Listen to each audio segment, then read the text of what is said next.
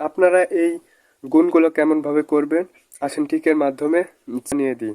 প্রথমে আপনারা এই 4 এবং এই 6 গুণ করবেন, তাহলে 4 6 24। এই 24টি আপনারা দূরে লিখবেন এইভাবে 24।